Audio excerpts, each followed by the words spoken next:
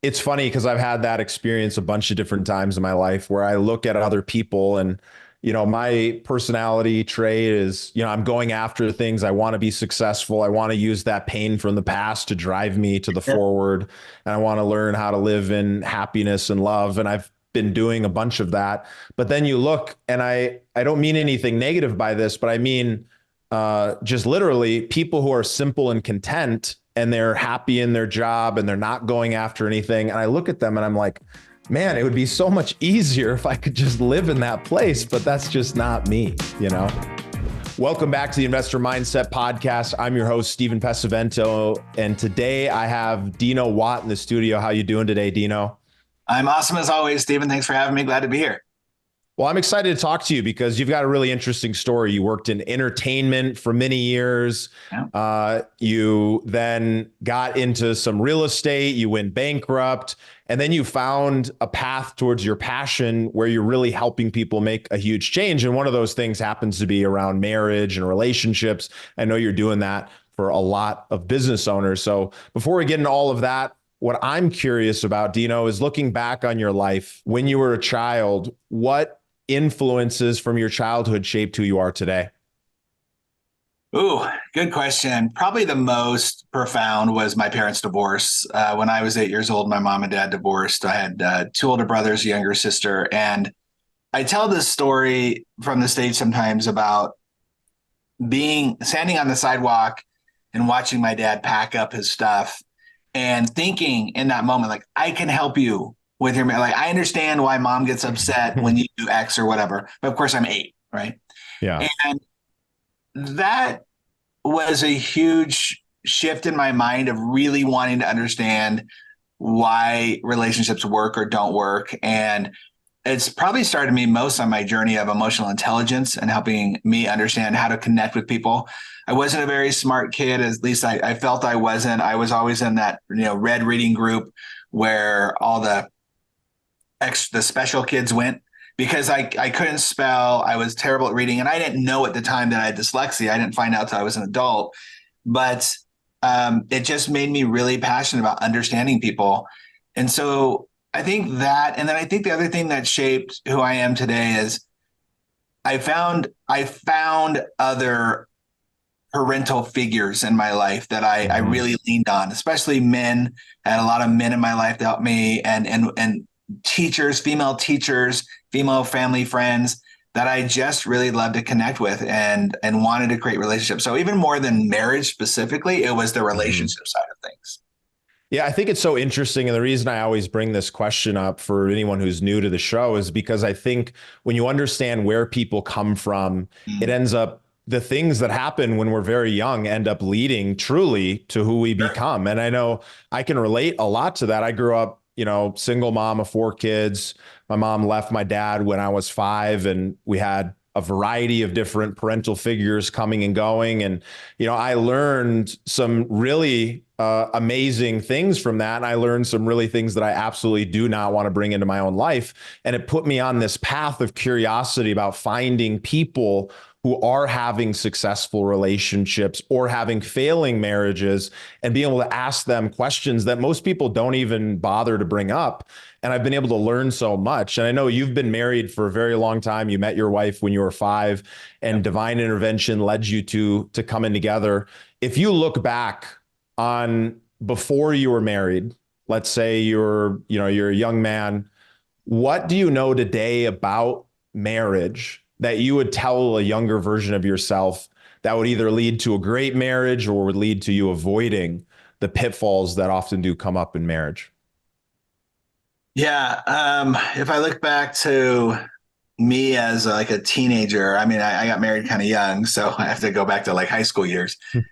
But yeah, I'd probably say patience is not just a virtue, it's a necessity, especially in a relationship.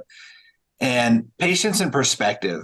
It's something that I've learned quite a bit of, understanding that my perspective is not necessarily correct. And it's definitely not how they're seeing the situation.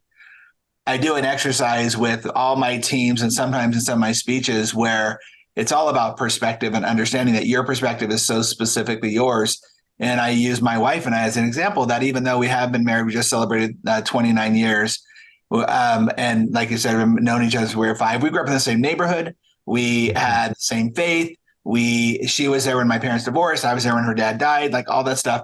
But the biggest challenges come in our relationship when we're seeing it only through our perspective and not willing to say, all right, so obviously you love me and obviously I love you. So we're not deliberately going to tick each other off. We're not deliberately going to be rude to each other. So there's got to be something else going on here. You are seeing this from a different position. I'll even say, like, this happened this morning, oddly enough, is I have a new product that I'm creating and I have my graphic designer create this new, basically an opening title card for it. And I saw it and I was like, yeah, that's exactly what I was thinking. I'm so glad she did that. And then I take it to my wife, who isn't so involved in my business, but I always go to her to say, hey, what's your opinion? And she was like, oh, this is not what I thought at all. And I felt myself getting annoyed and frustrated and being like, well, no, you're just supposed to say, yes, this is perfectly fine. And you did a great job. And instead you're giving me your critique. But of course, she's looking at through her perspective of what she thinks I want this product to be or to say. And I'm doing it for mine. And so that causes the discontent. So I would tell myself, remember, your perspective is just totally 100% your perspective. And that's it. There's no value in it. It's just your perspective. Yeah. Yeah. Which is so challenging because it's so valuable to have a partner who's going to be honest with you, who's going to tell you what they think. They're going to be open to a conversation where you're going to actually be able to pitch and catch back and forth. But sometimes that's going to feel like conflict. Yet in that moment, that little person inside of you or the big person is thinking, hey, I just want you to say it's great. Yeah. Yep. That's all I want. I just want you to be like, good job, pat on the head. Especially, listen, I believe that men have 2 main motivators. I think men and women have 2 main motivators in anything. And the first motivator for all men is what I call to be the superhero, to feel like the one person that you chose on this earth to spend your life with, that they look at you or that you're able to come to them and they go, man, you did a great job. And to have that, and maybe it does go back to like even being a kid and getting your parents' approval, right? Especially your mom's approval or whatever. But it is that idea that can you just tell me I'm doing okay? Because if you can tell me that, if you tell me I'm doing a good job, I'll keep doing it and I'll do it even better. And I used to say that I had a friend whose dad was a coal miner, and I just thought, man, that's got to be the worst job in the world. Out of all the jobs, you go to sewer and all that stuff, but coal miner, it's dark, it's dank, you never see the light. And I know that I married somebody that if I was a coal miner, that when I went out the door every day, she would say, honey, you're the greatest coal miner in the world. Thank you for doing what you do. I appreciate all that you're doing. And when I came home, and even if I had soot all over me and I got it on her clean floor, she would say, thank you for doing what you do and providing for our family. You're the best coal miner. And I would act as if I was the best coal miner because she made me feel that way. So there's huge power in that, especially for guys. And I'm totally being stereotypical here, but especially for guys to feel that from the one person that you love the most in the world. Yeah, well, and it's so valuable to select a partner that has that trait or that characteristic. I feel like a lot of times people get into relationships and they like some things about a person, but they're not necessarily looking for or searching for those characteristics because the expectation that somebody is going to change who they are throughout the relationship, it's going to happen inevitably. It just may not happen exactly the way that you want. And so if you're talking to somebody pre-marriage, what do you recommend for them in finding this person? If you're in a marriage, what do you recommend to somebody who is already in that and they're facing up against that clash or those challenges where they're not taking on that perspective and they're not having that patience? Yeah, well, I'll say that I believe that I'm going to take this to conversation or communication, because that's where almost all breakdown is in communication, right? And so if I was talking to somebody who was pre-marriage, I would tell them that all communication success is determined by the setup of that communication. And so if marriage is just years and years and years of communication, which it is, and communicating between 2 people, then how are you going to set up for success? And the number one thing is I would ask about those things you just talked about, right? Like if I truly understand that about myself, which I don't think all guys do understand that until it's pointed out to them. But I would say, hey, I want you to know that in order for me to achieve my best, I'm going to need you to be that person who is my best cheerleader. I'm going to need you to be the person who is encouraging me, even when I might have made a mistake, that you can tell me, hey, I know you made a mistake or that wasn't cool, but I know you can do better. Then I need that. So the setup for that communication is crucial. So asking questions. I am shocked, still, of all these years of working in relationships, shocked at the amount of people who got married and didn't ask basic questions like, how many kids do you want to have? Or do you want to have kids? Where do you want to live versus not want to live? For example, I would be perfectly happy living in a congested city like New York or San Francisco or LA.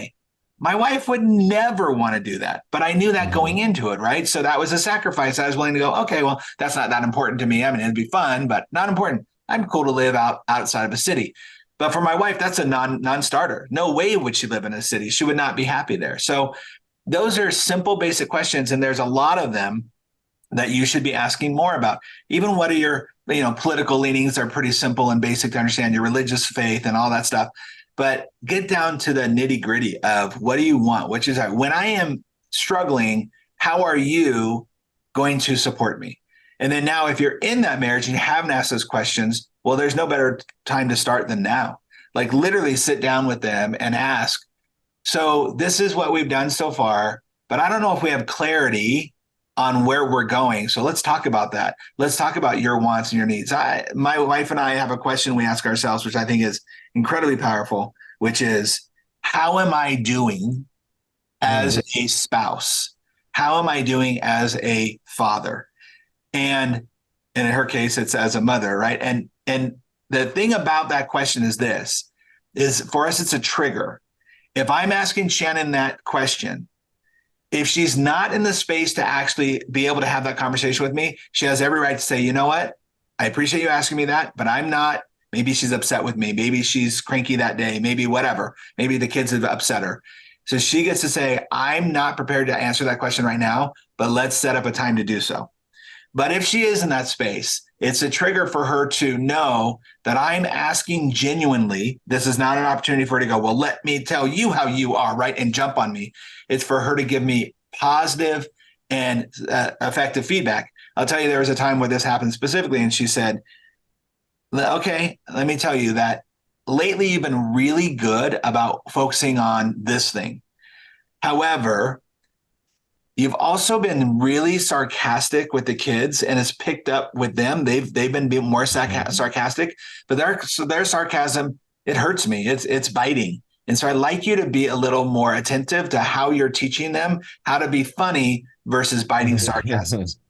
All of a sudden, I'm like, wow, I didn't even see that. And of course, now I see it everywhere with them since she said that.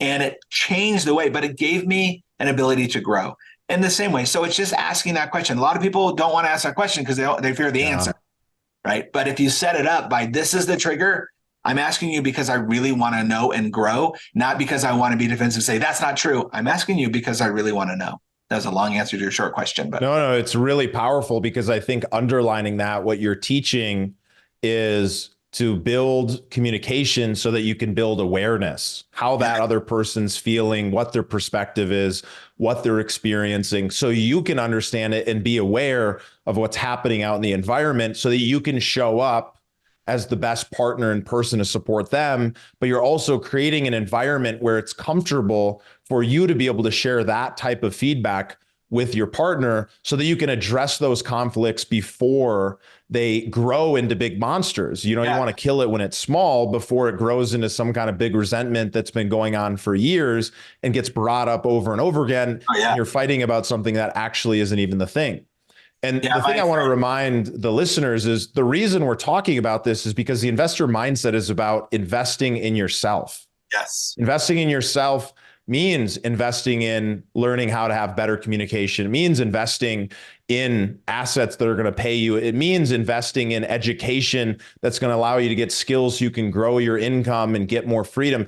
All of this stuff leads to the end result of having a more enjoyable, successful life, because success to me isn't about the money. The money just is the tool that allows you to do it.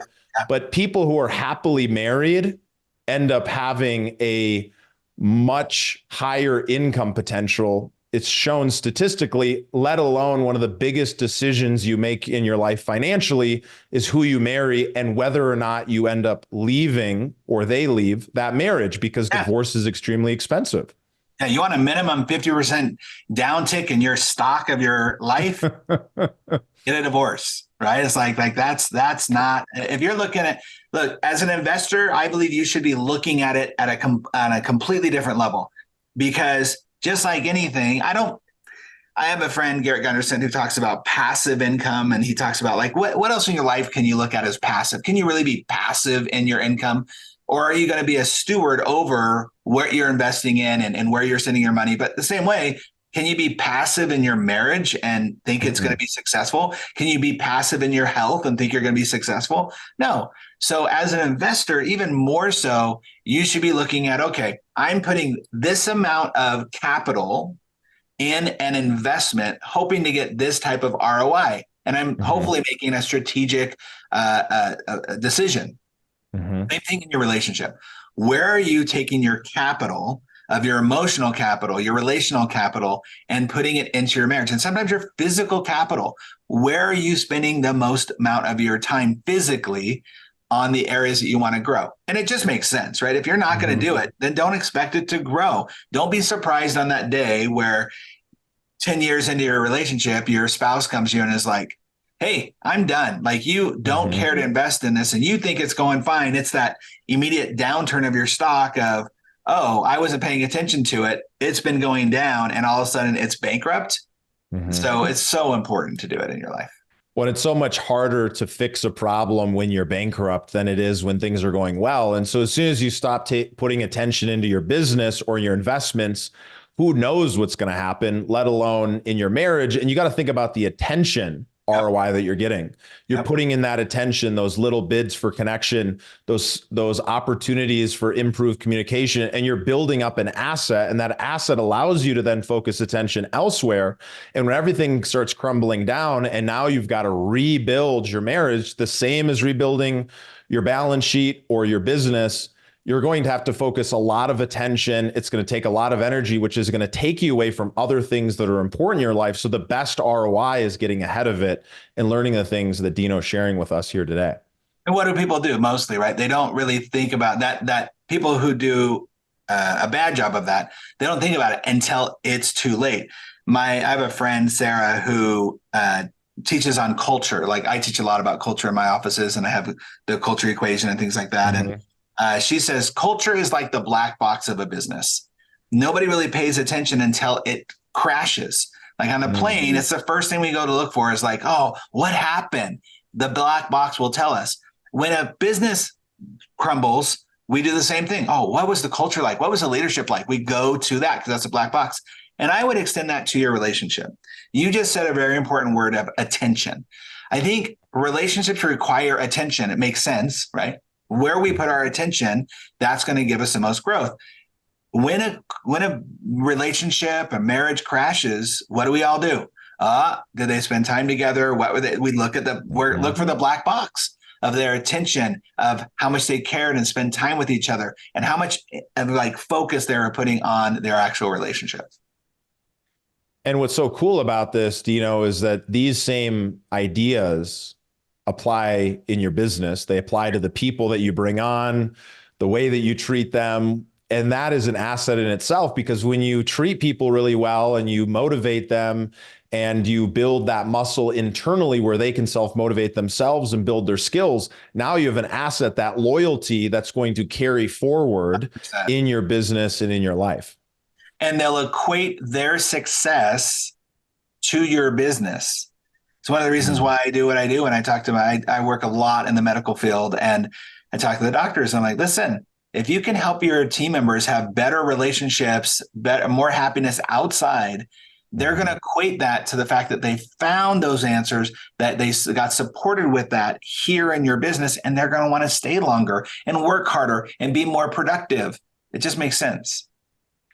It's really cool. I'm really loving this, and I know that there's so much more we can get into. But before we wrap up today, what I'd really like to talk about is a really challenging time in your life. I know you were working in media, you were, working on an acting career, doing various things in entertainment, and then you started investing in some different assets in real estate. You made some bad investments, the market changed, and you were forced to go into bankruptcy. Yeah. But you were married and you had kids and you had responsibilities. And so talk to us about what that felt like to go through that.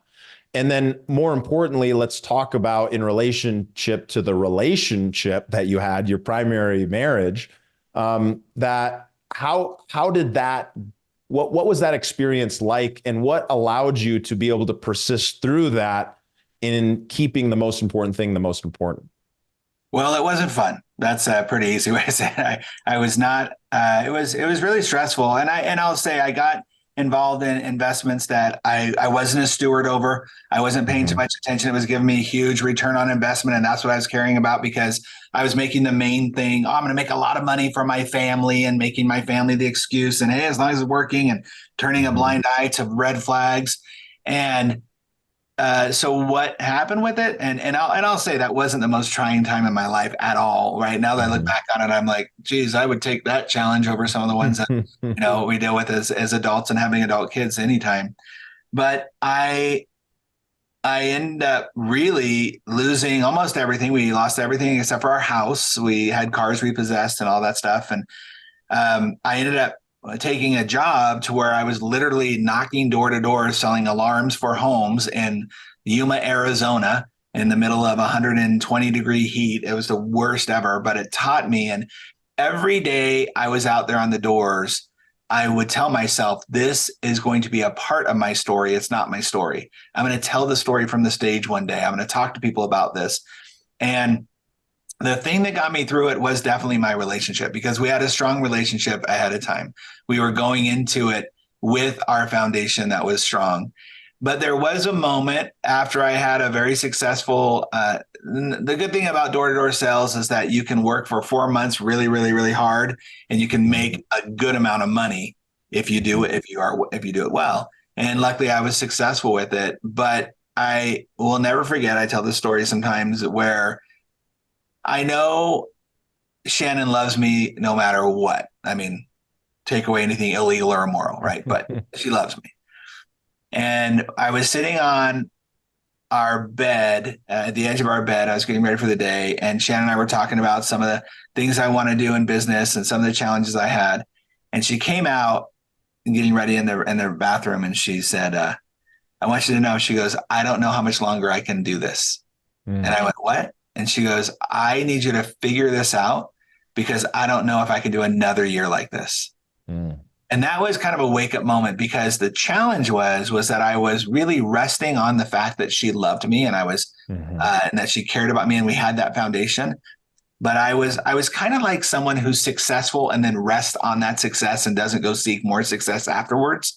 I had a successful relationship and I took it for granted. And I just assumed no matter what, as long as we have our relationship, as long as we have we're together, we're fine. But that was a moment where she came to me and she said, I love you. And I don't want this to be the end of anything, but you need to figure this out, because I can't ask myself to go through this for another year or the rest of our life. And that was a big switch. And within like 6 months, my business had completely changed. I had more focus. I had more attention. And that was how we got through it. But yeah, it was not a good time, and it was necessary, and it was the thing that shifted. And my business is even different from what it turned into then. It's different than it is now. But yeah, that definitely was a big slap in the head.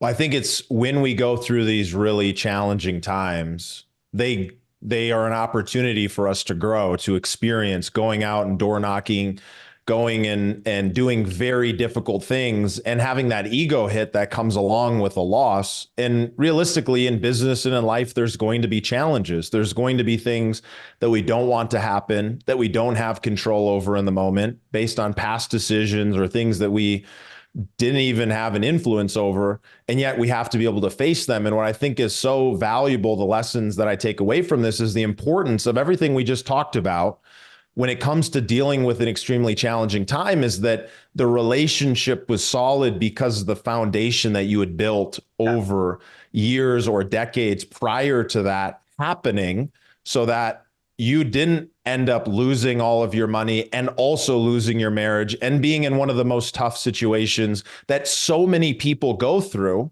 because they were focused on one thing when they didn't even realize that there was a problem over here. But then let alone the second lesson is the ability to have that communication, to feel comfortable having her say, you know what, this is a little bit too much for me. We need to make a change. And then you being able to hear that. And although it must have been difficult to hear and maybe emotional in the moment, the ability to then pivot and change and look for a new solution, which I think is so critical towards not even having a great relationship, but just having a great life. Yeah, absolutely.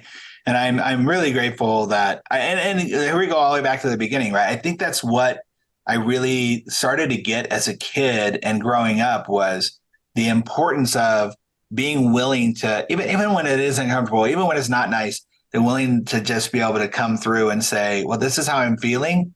And now I need to seek the actual answer to it. I think sometimes there are people in life who don't do that. They have the challenge of, they see the problem, but they just sit in the problem. And they don't go, okay, well, let me go find an answer or find somebody who has that answer and focus on that. And I'm still learning. Like my wife and I are still, I'm 51 years old. We are still looking at, okay, how can I pivot? Had a conversation with her recently that being in my current career, there are certain things I want to do that I don't know how to do. And I had to have a conversation with her where I had to say to her, I'm like, I know you want me to do this stuff over here, or you see this opportunity over here, but I don't know how to do that. So I got to go find the people who can help me do that. And luckily I am doing that. But yeah, it's a continual learning process forever. Yeah. Well, I think that's really important, because a lot of people, and I know I've felt this myself at points times where it's like, man, I should have made it by now. But 10 years ago, that version of myself exists. And he's looking at me saying, how the heck did you even get here? You have made it. But then the goalpost keeps moving in our life, in everything from business to relationships to investments and everything in between, where it's like we keep wanting more, yet having the gratitude to where we are, but then being comfortable knowing that that pursuit is what's fulfilling, the pursuit and the growth that comes along with it. We just have to embrace it and want to keep learning and want to keep asking the questions and going and finding the people who can teach us. Oh, there are times where I definitely look at, I was in Hawaii recently doing a speech, and I went out to the beach and I saw those guys, who are just like surfers. They live in their van and they just surf every day and they get odd jobs. And there was definitely a part of me where I went, dude, I want to, how come I missed that boat? They seem happy, they see content, they seem, and that's fine. And I don't know if they are or not, but in my eyes, from my perspective, I was like, that kind of sounds cool for a bit. But then I really like having a home, and I really like being able to go do stuff whenever I want, so it's all a payoff, but yeah, it's just that perspective again. It's funny because I've had that experience a bunch of different times in my life where I look at other people and, my personality trait is, I'm going after things. I want to be successful. I want to use that pain from the past to drive me to the forward. And I want to learn how to live in happiness and love. And I've been doing a bunch of that. But then you look, and I don't mean anything negative by this, but I mean just literally people who are simple and content and they're happy in their job and they're not going after anything. And I look at them and I'm like, man, it would be so much easier if I could just live in that place, but that's just not me, Like, you've heard the story of the Mexican fisherman have you heard that story with the Mexican fisherman? No, tell it. So basically the story is there's a Mexican fisherman and an American businessman comes down to see him, and he meets him on the beach, and he's like, "Hey, so tell me a little bit about your business." I said, "Well, I go out, I fish in the morning, and then I come home and I cook some of the fish with my family, and we spend time together and have fun, and then we go to sleep, and we start the next day again." Guys, oh, that's let me tell you, like, your fish is so good. This is what you should do. And he basically gives him a business plan so they can grow his business, and then he can sell it to a corporation. And the end result is, after he does all of those things, then he'll be able to do that so that he can spend time with his family when he wants to spend time with his family. Yeah. It's like, well, he's happy and content doing what he's doing. Why are we going to try to mess it up? But that's what we do, right? We're like, oh, this is real success because you got this amount of money or whatever. I had a doctor once who I was talking to, called me up, talked to me about coming to his office and stuff. And he said, I want you to know, I'm very happy with where my business is. I surf every other day. I leave work at a certain time. I have these many clients, and I work this many days per week. I don't want to change that. And he did that because he knows that most consultants, when they come in, are thinking, how can we make you more money? How can you grow bigger? And I said, great. As long as you know that's what you want, then let's do that and just make you even more happier in what you're doing and happier, efficient in what you're doing. We don't have to make you more money. And he goes, great. Yeah. That's what I want. And that's what I think most people don't know, is they don't know what they want. Now, most people haven't sat down and thought about, well, what do I want for my life? What do I want my relationship to look like? How do I want to interact with people? What kind of things do I want to do? And then how do I back into what actually that dream life looks like? Yeah. And yet it's so powerful when you do. Yeah, absolutely. Well, as we wrap up, I have one more question for you, but before we get into that last question, share with the audience where they can follow you or tap into some of your content and teachings. Yeah, DinoWatt.com is my speaking site. I have Dino Watt Consulting, which talks a little bit about my philosophies around business and leadership. And then I'm on all the socials. I do a lot of social media stuff, and I've been really picking up my presence on LinkedIn, putting out a lot of content and stuff on there. So, yeah. That's amazing. Well, this has been so much fun, Dino. The last question I have for you is for all the people who are listening, who are sitting there, they've been taking this in, they've been nodding their head along, they've been saying to themselves, man, I know I need to make some of these changes, but I just haven't done it yet. I know what I need to do, but I can't seem to get myself to move forward. What do you recommend to those people? I would say exactly what we just said a moment ago, which is find out what you truly want. I don't think most people know what they want. They know what they wish.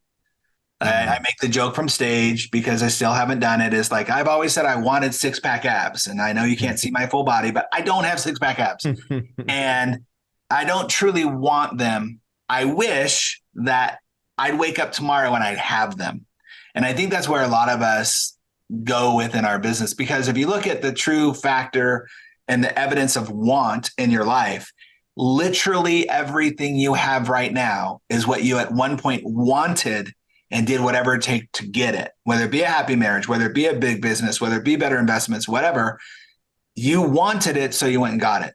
So I think really getting clear on what you want and what you're willing to sacrifice to get it. I'm not willing to sacrifice 3 hours a day in the gym to get my 6-pack abs. That's what the story I'm telling myself is that it's necessary, right? It's probably not all of that, but I'm not willing to sacrifice that yet. So therefore I don't have that, but I am willing to sacrifice some other things. So I have happy marriage, happy, whatever, my business. So figure out what you want for sure. And then you can reverse engineer how to get it. I love that. Such a powerful way to wrap up a great episode. Thanks so much for joining us, Dino. And thank you all for listening to the Investor Mindset Podcast. We'll see you on the next episode.